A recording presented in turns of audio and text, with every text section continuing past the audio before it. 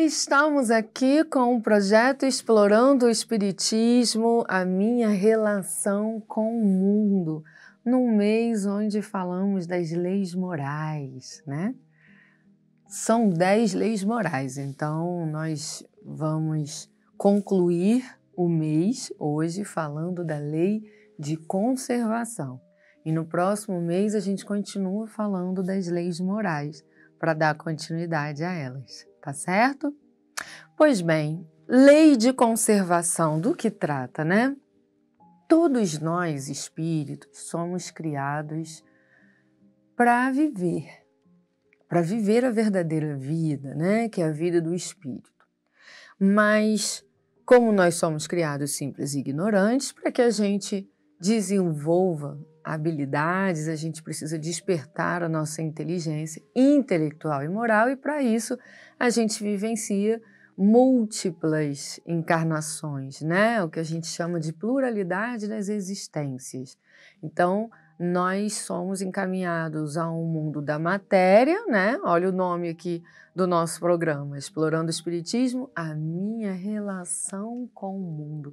Quer dizer, eu venho para o mundo vestindo essa roupagem física para despertar essa minha inteligência intelectual e moral. E por isso, nós temos o instinto da conservação. Por isso, a lei natural da vida, que são as leis morais, as leis da verdadeira vida, contempla a lei de conservação, porque nós temos o instinto da conservação. É a nossa natureza lutando pela nossa sobrevivência e pelo nosso bem-estar. Para que a gente prossiga no processo evolutivo, é necessário que a gente lute pela nossa sobrevivência no mundo físico e pelo nosso bem-estar. E justamente por eu buscar a minha sobrevivência e o meu bem-estar, é que eu começo a desenvolver então a minha inteligência, mesmo quando primitivo, porque eu preciso sobreviver. Então é onde eu começo a experimentar a manipulação da matéria para que eu resolva as minhas necessidades fisiológicas e sobreviva nesse mundo físico. E à medida que eu vou, então, desenvolvendo a minha intelectualidade para utilizar da matéria pela minha sobrevivência, eu começo a ter condições de ir também desenvolvendo a minha inteligência moral. Porque no início, ainda primitivo, ainda muito embrutecido, eu busco simplesmente por sobreviver. Mas à medida que eu vou progredindo, eu não quero só sobreviver, eu vou buscando o conforto, o bem-estar, as emoções positivas que eu começo a conhecer também, desbravar as diversas emoções que eu posso ter, e eu começo a perceber que essa diversidade de emoções são provocadas em mim através da diversidade de experiências, e aí então a gente vai seguindo o nosso processo evolutivo. Portanto, a lei de conservação nos dá a responsabilidade de nos fazermos bem. E aí a gente vai vendo a coerência, né, com o direcionamento que Jesus nos deu de amar ao próximo como a nós mesmos. Então eu começo a minha vida me dedicando à minha própria sobrevivência, ao meu próprio bem-estar. As melhores condições que eu quero ter, emocionais, psíquicas, físicas, materiais. E nessa luta por mim mesmo, é que eu começo a desenvolver a capacidade de compreender o outro. Porque se eu tenho esse sentimento, se eu tenho essa busca, se eu tenho essa necessidade, compreendo que o outro também tenha. É onde eu começo a desenvolver a empatia. Por isso que o nosso processo de evolução na benevolência, na caridade, no bem que eu posso ofertar ao outro, inicia do processo de autoconhecimento que vai viabilizar a autotransformação. Eu cuidando das minhas necessidades evolutivas, né, e de integração com a lei de amor, né, o objetivo pelo qual eu fui criado, é que eu começo a ter instrumentos para também ajudar o outro. Então eu dou aquilo que eu tenho e eu desenvolvo isso através da luta pelo meu bem-estar, pela minha sobrevivência, pelas minhas realizações. Só que a gente acaba extrapolando, né, o limite da autorresponsabilidade, porque a gente não foca somente na conservação e no bem-estar. A gente começa a jogar um jogo de disputas de quem consegue ter mais, alcançar mais e fazer mais. E aí a gente começa a vivenciar a prática dos abusos. E o que são esses abusos? É justamente um desequilíbrio, um exagero que eu tenho na utilização da matéria para o atendimento das minhas necessidades, na utilização da minha inteligência para conquistar ou adquirir experiências ou oportunidades que às vezes poderiam ser direcionadas para o atendimento a outras necessidades, né? Então, eu não me satisfaço com uma conquista, eu quero multiplicar isso em 10, em 1000. Ah, mas eu não preciso disso, mas eu quero, né? Eu quero para mostrar para o outro, para a sociedade, que eu sou uma pessoa inteligente, capaz, que eu tenho virtudes, né? E aí a gente lembra da lei do trabalho, que nós falamos algumas semanas anteriores, né? Que me dá o dever de servir ao equilíbrio do todo, né? Então eu não trabalho para ser aplaudido, eu trabalho para construir o bem-estar, o progresso, o desenvolvimento da inteligência, das habilidades,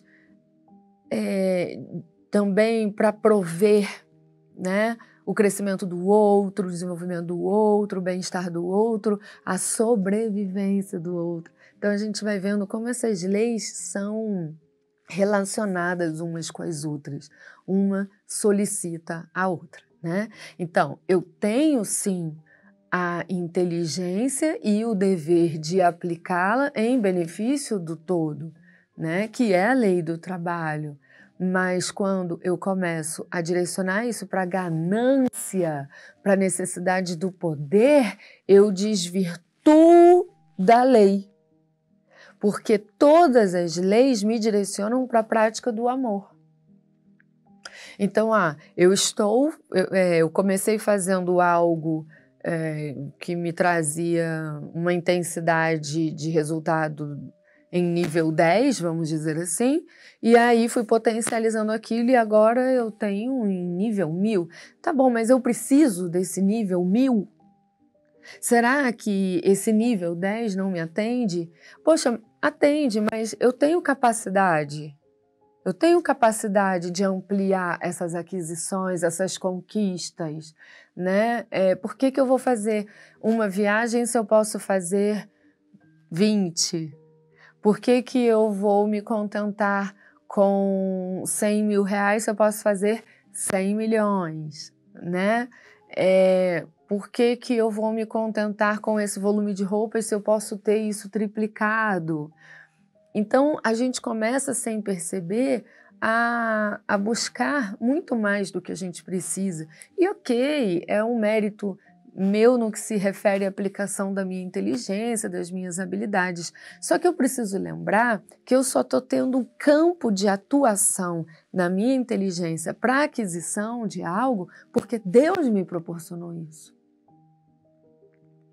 E quando Deus me proporciona isso, é justamente porque Ele está me convidando ao exercício do aprendizado sobre como utilizar a minha inteligência junto à lei de amor, né? Então, não é que eu não devo aplicar a minha inteligência, mas eu devo fazer bom uso dela. Ora, mas o que é fazer bom uso da minha inteligência? É cooperar com o equilíbrio do todo. Então, a gente vê os extremos, né, das diferenças de vida entre todos nós quando temos de misérias a ostentações. Entende? E aí é onde a gente começa a provocar abusos que geram consequências. Então, é na lei de conservação que a gente encontra a lei de causa e efeito. Eu escolho através do meu livre-arbítrio, através da minha liberdade de escolha, né, que também é uma das leis naturais da vida. Então, eu escolho através da minha liberdade e gero consequências e me responsabilizo por essas consequências. Então, é assim que a gente começa a avaliar, logicamente, quando nós estamos dispostos a viver um processo de reforma íntima, onde eu estou patrocinando os meus próprios desequilíbrios, né? Porque eu vivo o efeito das minhas obras. E ao compreendermos a pluralidade das existências, porque estamos vivendo uma sequência de experiências na vida física, eu começo a entender que alguns dos frutos que eu estou colhendo hoje foram plantados em experiências anteriores. Ora, mas se eu plantei lá, por que eu só estou colhendo aqui? Porque a proposta de Deus é educativa. Então, ele utiliza da lei de causa e efeito para nos ensinar. Então, de que adianta eu colher um fruto que eu não vou saber tirar proveito dele no meu processo de aprendizado? Então, a gente achava, né, e muitos ainda acham pela ignorância mesmo, que a consequência é punição, né? É o castigo, vou fazer você sofrer para pagar pelo que você fez. E não, a consequência é educativa, né? Como que eu vou aprender que se eu jogar o vidro no chão, eu vou causar prejuízos? Se eu nunca estiver presente vendo o efeito do vidro no chão, eu não vou aprender. Vão me contar, mas aí eu posso não alcançar a consciência da gravidade disso, entende? Então, eu jogo um copo de vidro no chão, eu vejo o vidro espalhar, eu vejo outro pisar no vidro, furar o dedo, sair sangue, né? Experiências que a gente vive no nosso processo de crescimento ali na infância.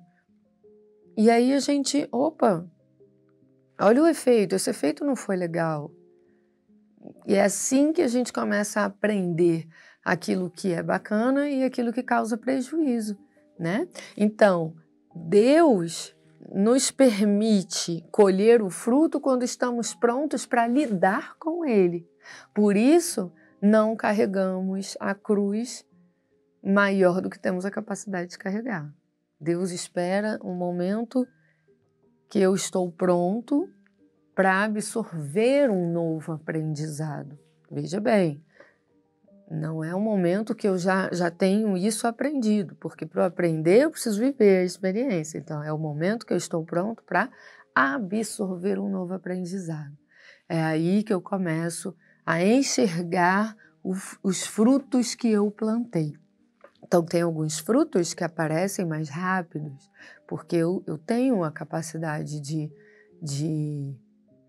já aprender com aquilo de imediato. E tem frutos que demoram mais. Então, tem coisas que você precisa viver e que você só não está vivendo porque ainda não está pronto para isso, né? Mas ainda tem colheitas a serem feitas de ações no passado.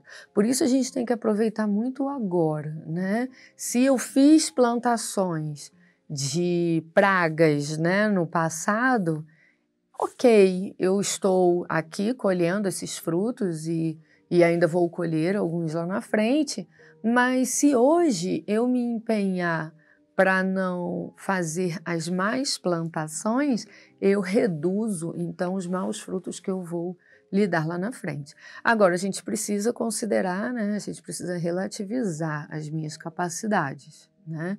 Porque existem os equívocos que eu cometo por ignorância. E aí, ok, é o meu processo de aprendizado normal. Mas existem os equívocos que são realmente um direcionamento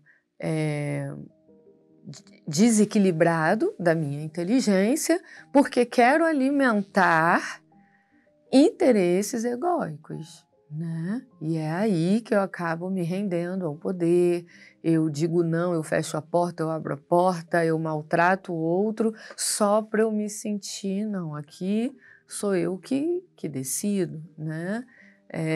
E aí eu exagero na utilização das minhas conquistas materiais porque eu quero mostrar para o mundo, olha, isso aqui é efeito da minha inteligência, e não é isso, né? Nós estamos aqui desenvolvendo realmente a inteligência e a conquista dela é um mérito, sim, dos nossos esforços, mas para serem aplicados ao bem, ao equilíbrio do todo, ao progresso, né? Com moralidade, tá certo?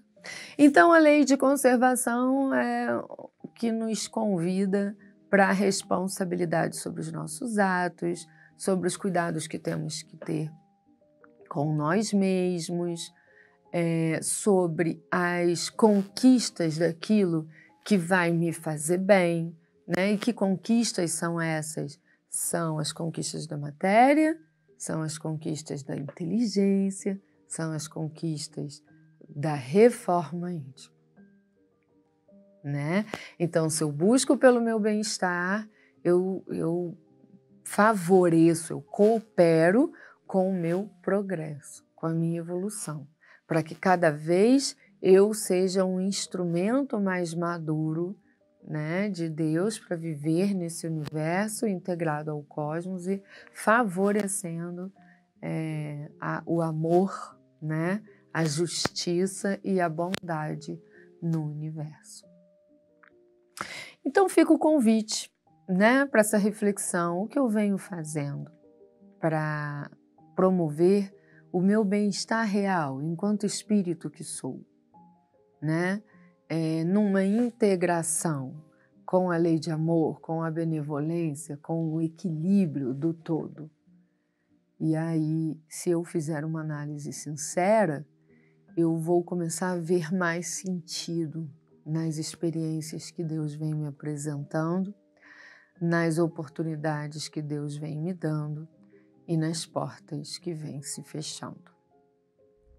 Semana que vem, então, a gente dá início a um novo mês, mas dando continuidade ao entendimento das leis morais. Até lá!